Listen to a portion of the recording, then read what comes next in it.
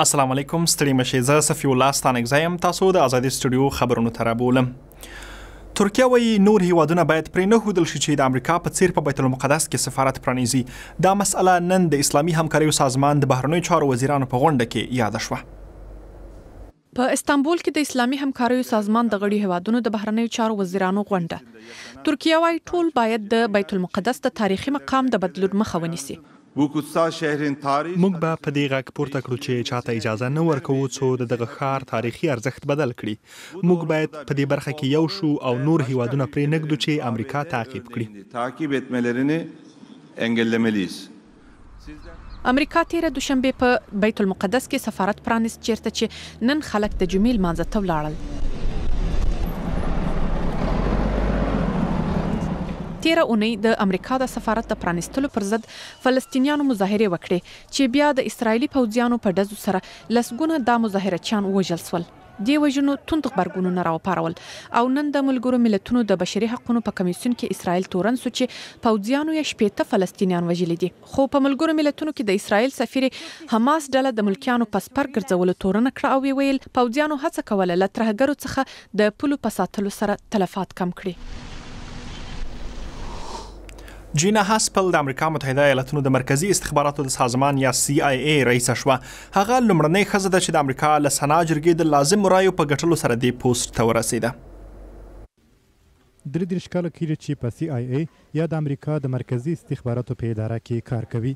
یو شپېته کلنه جینا هاسپل بالاخره پرون د دې ادارې رئیسه شوه د مشرانو جرګې د پنځمې په ورځ هغې ته 450 موافقې او 45 مخالفې رایې ورکړې وروسته له هغې چې مایک پامپیو د امریکا د بهرنیو چارو وزیر سو میرمن هاسپل د CIA سرپرسته ټاکل شوې وه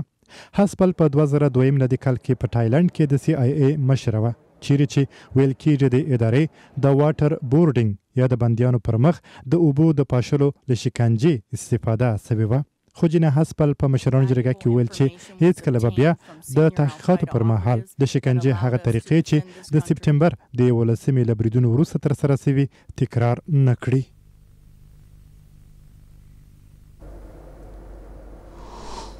په بریتانیا کې د روسیې پخوانی جاسوس سرګي سکریپال له روغتون رخصت شو د څو اونۍ په سخت حالت کې بستري و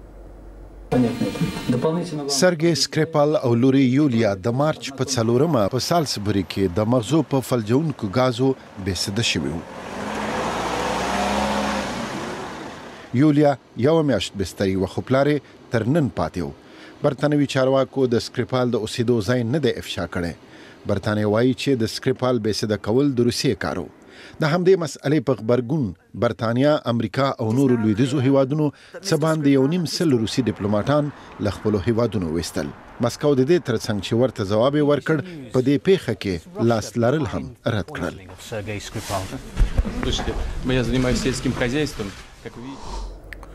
د برازیل پولیسو د هیواد په 240 ښارونو کې څه باندې 100 کسان نیولي چې پر انټرنیټ د ماشومانو د جنسي مقاربت د صحنو په ښکارولو تورن دي د برازیل چارواکي وایي له ماشومانو د ناوړه استفادې پر ضد دا په یوه ورځ کې تر ټولو لوی همغږي عملیاتو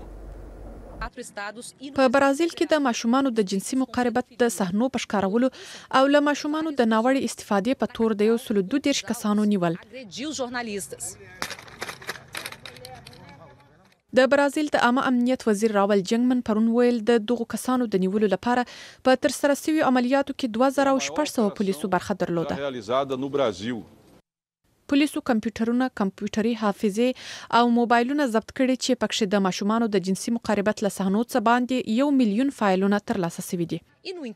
که په نیول شویو کسانو لګېدلي تورونه ثابت سي له 4 تر 8 کلونو بندېدای سي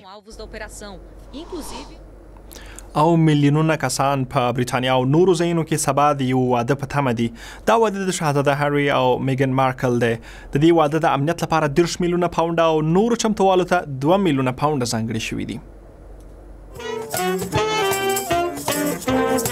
د سلطنتي واده لپاره چمتووالی پای ته رسېدلی دی 2 مینان شهزاده هری چې 2 ځل د پوځي خدمت لپاره افغانستان ته تللی او امریکایي فلمي لوبغاړې میګن مارکل سبا شنبه د برکشایر په وینزور ماڼۍ کې واده کوي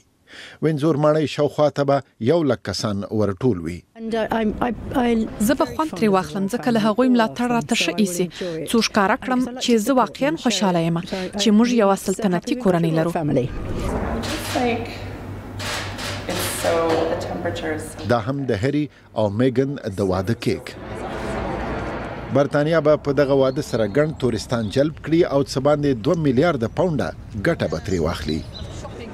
امنیتي چارواکو ډاډ ورکړی دی چې پوره امنیتي چمتووالی نیولی دی. مننه چې دا خبرونه مو وکتل. ازادي سټوډیو د ازادي رادیو په ویب پاڼې او فیسبوک هم کتلی شئ. د خدای په امان.